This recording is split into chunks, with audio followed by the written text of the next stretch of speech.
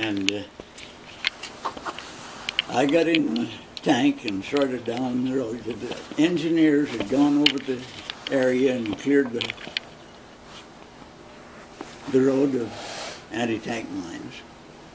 And so I got in the tank and started down, and the motor sergeant, just my superior, he was about as wicked a person as he could be, of course, morally, you know, well, in his talk and his actions and everything. But he stopped me, said, "I don't feel good about you going down the road." And our officer said, "Well, whatever. The mine's been cleared, but if you don't want to go down there, we've got to get that tank out." And so the motor sergeant told me to pull off the road and just go out in the opening and go down there where I could reach it with the winch and hook on to pull it out. And I hadn't gone very far. I was just sitting in the tank with my head out, you know, in there. Started on there, and there's a big explosion. And papers, and debris, and a body just going end over end over end up in the sky. And just a little bit ahead of where he had me pull off, they'd missed an anti-tank mine. And an officer and his driver with a little old Jeep come on, hit that anti-tank mine, and it just demolished it. So that was one of the cases where my life was saved. It bothered me for a little while because I thought, well, now I had no idea. I was going to go right down the road, but this morally wicked guy that's in there, he got the inspiration that there was danger and told me to pull off the road. And finally I found what the answer is, that the Lord's not going to give somebody inspiration if they don't have the authority to carry it out. If he'd warned me and I had said, "I don't feel good about going down that road," he was the kind of a person that said, "Get your butt down that road, kid, guy." And so that principle is true with everybody. If you don't have the authority, he's not going to tell you. As a child, that's where parents come in. And the Lord's not going to give you inspiration that you don't have the authority to carry out.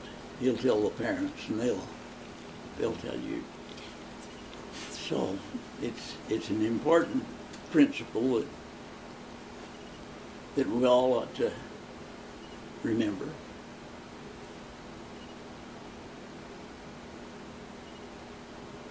Did you have any buddies that joined you in the war when you left here?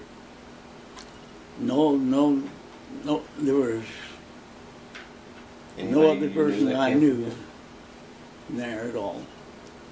But I did have a good buddy that he was from Missouri, and we just buddied up together and got along fine all through the war. Anything you want to add? Did you ask for more stories of the service? You know, it's interesting. War is terrible on both sides. You know, of course, the one side blames the other side. The news that you get is all against the other people. And the people on the other side, they're getting the news of the bad things that the other people do. But soldiers in general are the same on both sides. And some are decent people and some are roughnecks.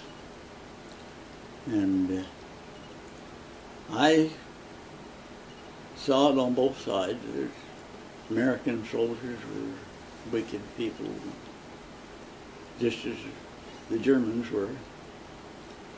And most of the Germans that I had occasion to meet with were good people. They didn't want to be in the war. And so the one time when we were back, well,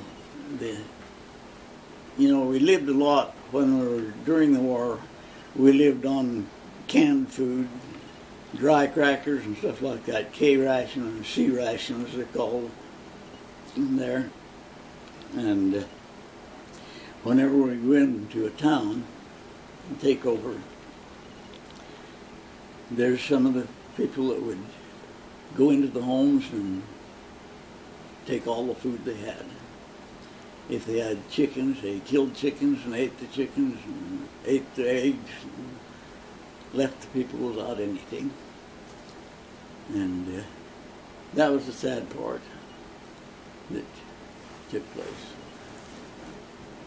And one time we were back for a rest period, and we had the chow lines, and the American soldiers were wasteful as all get out. They didn't like the food, most of them, and they'd throw a lot of it away. And some of these little German kids would come, not any older, it was always one from about 4 years old to 6 years old, and that age, would come with cups or plates or anything. At the end of when we go through the chow line, and they'd begging for the leftovers that the soldiers had. And it was amazing how many of the American soldiers would come up, and just little kids stand there with wanting to throw their leftovers in their plate, and they'd kind of boot them out of the way and throw it in the garbage. Made me cry. It was those people were starving, and yet these people that some of the soldiers that blamed everybody that was German for the war, and they didn't want to help them. They wanted to do anything good. But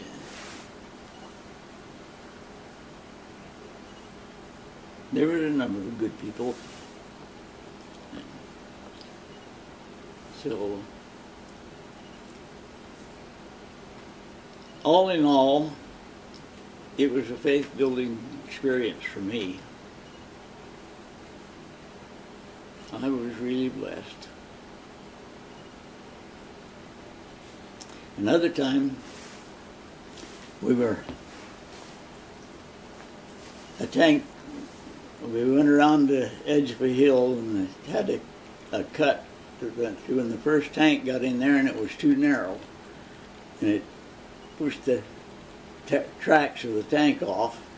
It was stuck there, and so they had to make another get around.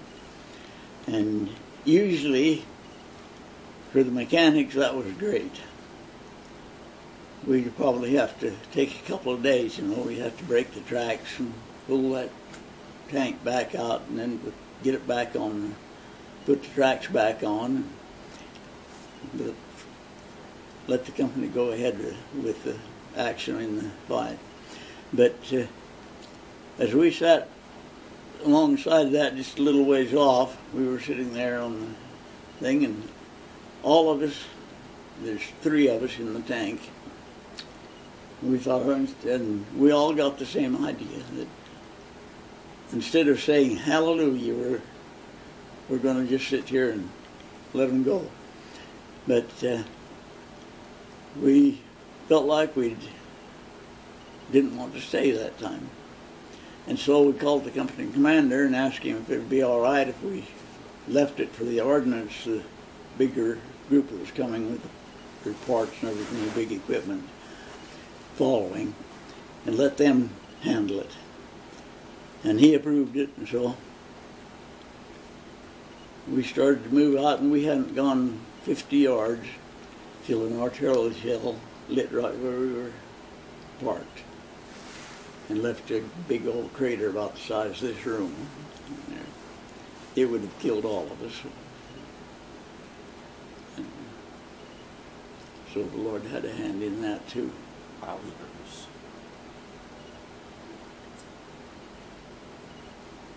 Are there any other experiences that you would like to share? Well, it was in the Army that I got a real blessing. You know, during the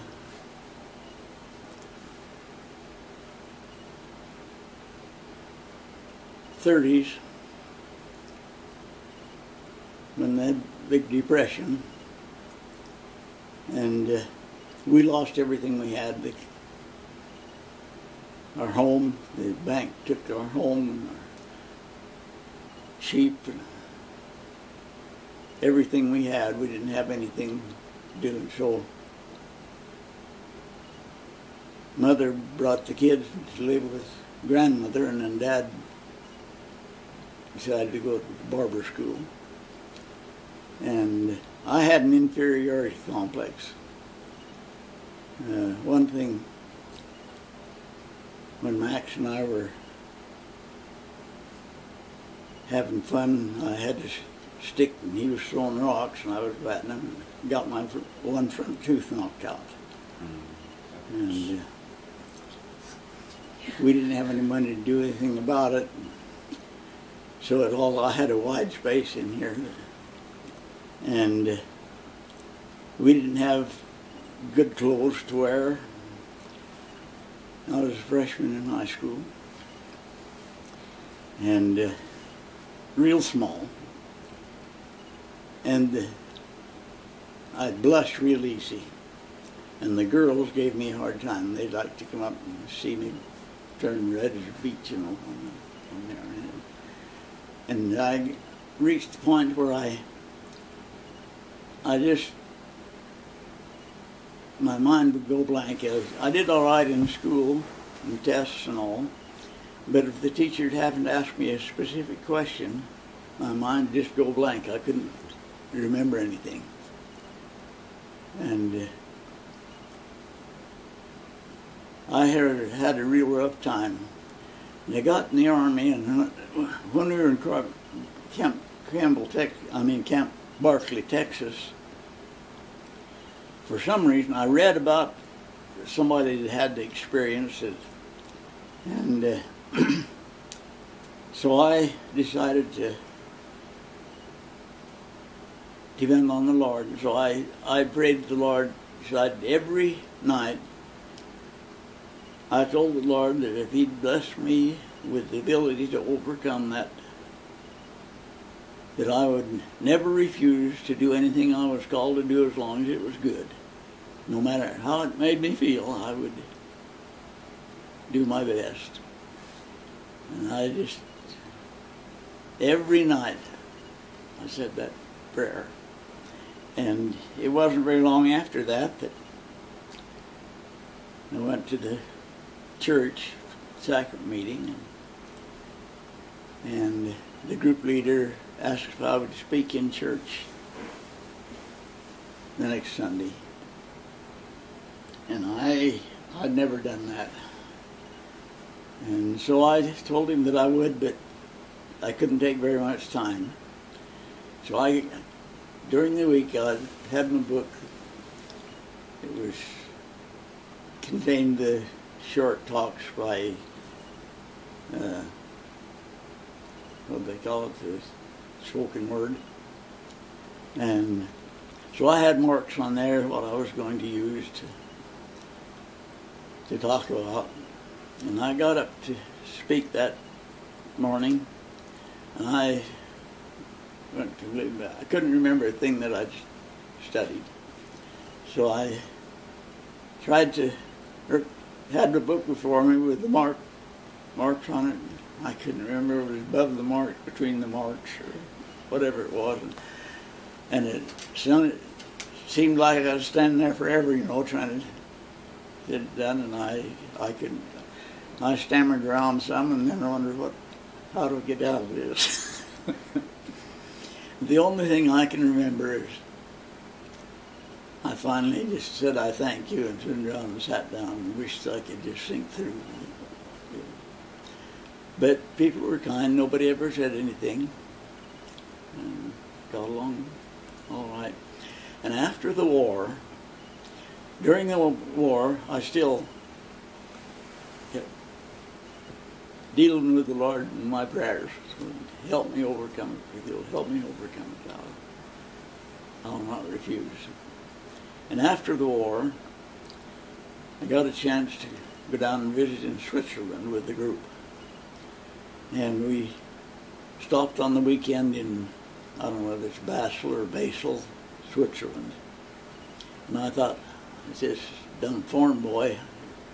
I thought, well, it'll be interesting to attend church over in a foreign country.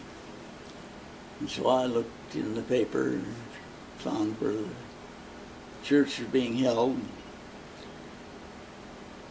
Went that morning, and the mission president was there, and he met me at the door and shook my hand and welcomed me. He said, "We'd like to have you speak to us in sacrament meeting. My daughter will interpret for you." And I remembered the last time what had happened to me. It scared me spitless. But I did remember that I'd been telling the Lord every night that I'd do whatever I was asked, no matter how it made me feel. And I got up there scared stiff, but I was able to talk. I don't remember what I said or anything, but that cute little gal standing beside me interpreting. And the Lord blessed me. I came home and I never had that bother me anymore. I showed Him that I was willing to keep my end of it up, no matter how it made me feel. He just put me through the deal to find out whether I'd do it or not. Came back, and it wasn't from practice or anything else. He just took that from me and blessed me.